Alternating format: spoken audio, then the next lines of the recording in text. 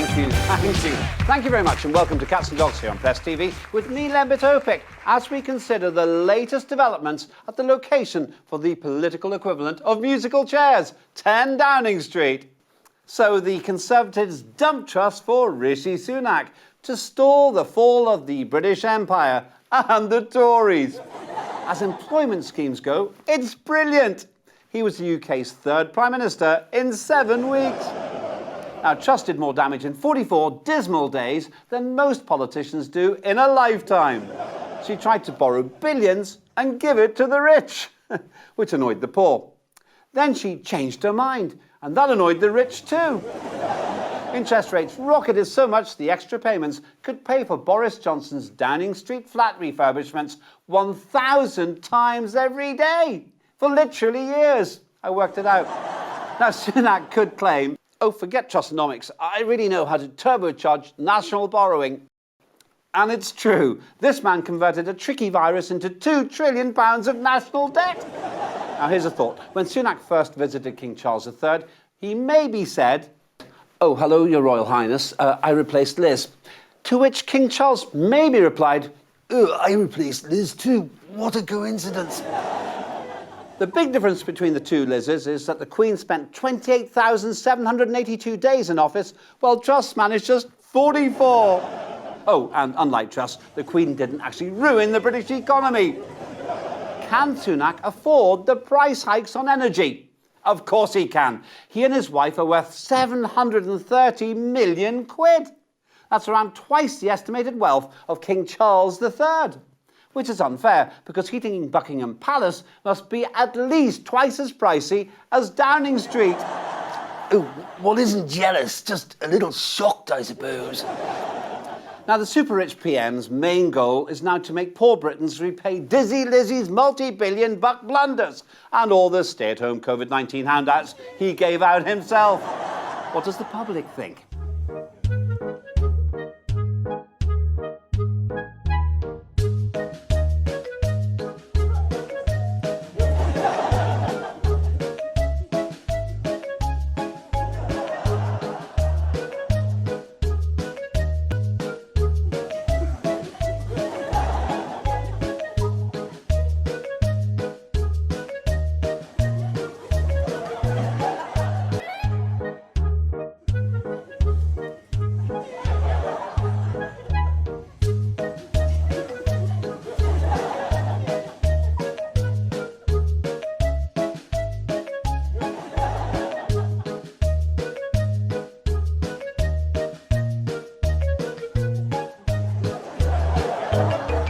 How will he do?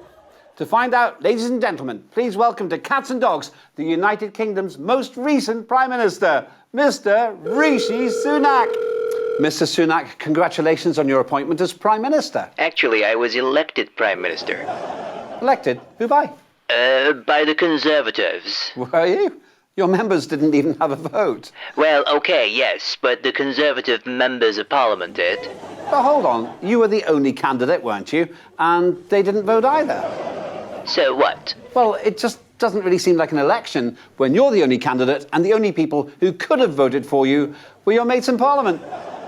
So do you want Truss back instead, or Boris? Fair point. Moving on. Will you improve things for the country? Yes, everyone will become richer under my leadership. How will you make everyone richer? Through austerity. What? Through austerity. Cuts, savings, things like that. Right. Explain how austerity makes people richer and more able to, well, for example, heat their home. Sure. If we all turn on the heating and lights in our second, third, or fourth homes, we can turn the heating and lights up in our first home. What? Is that it? Not at all. I have other plans too. Well, what are they? I can cut schools, hospitals, transport, housing, and social care. Well, how are you going to get away with that? Because people will be too busy freezing and starving to worry about all that other stuff. And that's your whole plan, is it? No, I also have a plan B. Well, what's plan B? Wait for COVID-20, and then borrow another £1 trillion from the British taxpayer. What about Brexit? Yes, that's good too. But the pound became much weaker. Yes, it means Brits are too poor to go abroad. They spend their money in the UK instead. Everybody wins.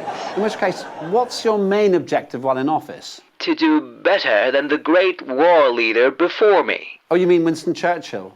No, I mean Liz Truss. But she didn't win a war. No, but she started one. Which one? The one in the Tory party. Mr. Prime Minister, thanks very much. Rishi Sunak there. Incidentally, already his Home Secretary, Suella Braverman, was in more hot water for apparently sending secret info from her private email to the wrong person.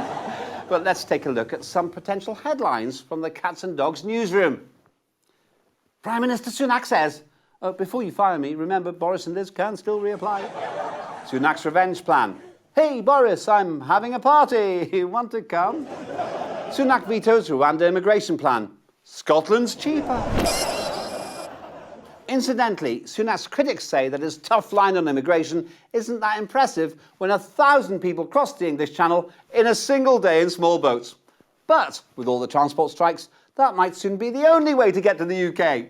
Maybe they were tourists or commuters. Now, elsewhere, Elon Musk finally bought Twitter in a $44 billion deal.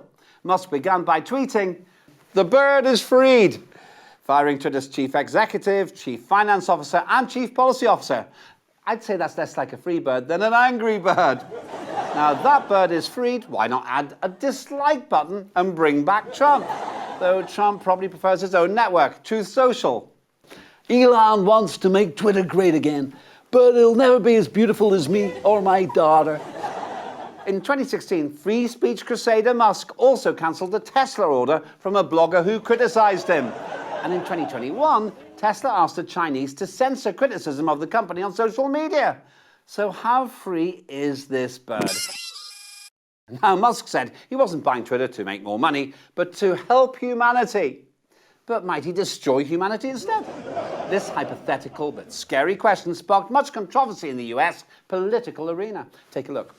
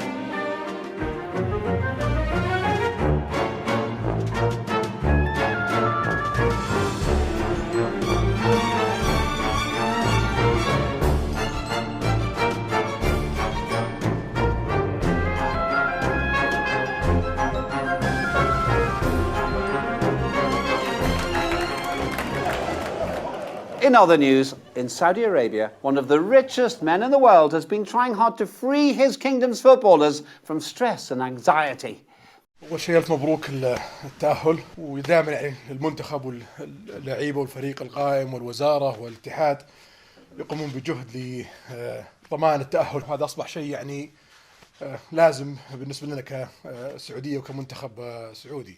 أنا أعرف مجموعتنا صعبة هالسنة في كأس العالم، فما حد متوقع مننا حتى نتعادل أو نفوز، فاللي بيقولوا لكم فقط خليكم مرتاحين، العبوا لعبكم واستمتعوا في البطولة. مجموعة صعبة فيها من أقوى فرق العالم، ما هو متوقع فوز أو تعادل. اللي نبغاه منكم أنكم تلعبون لعبكم المريح اللي يؤدي، وإن شاء الله القادم أفضل. فأنا ما أبغى أي أحد يكون تحت ضغط نفسي يمكن يأثر حتى على أدائكم الطبيعي.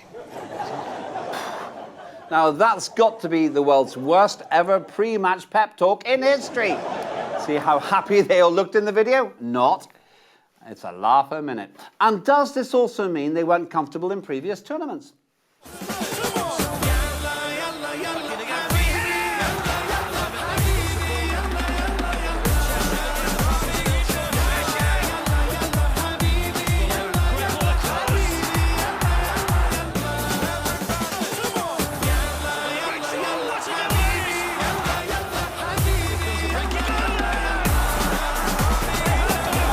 Now, maybe that sort of go out there and lose pep talk caused those problems in 2018 when the Saudis lost 5-0 to Russia.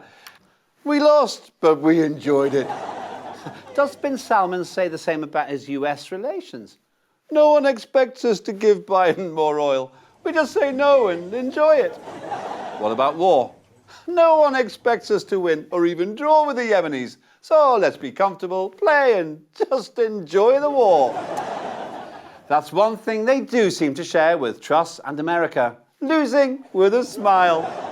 That's all for this week. Join me again next time for the latest on Sunaconomics, who's paying for it, and if there's any way to dislike anything on Twitter without getting cancelled. That's all on Press TV with me, Len Topic, and Cats and Dogs.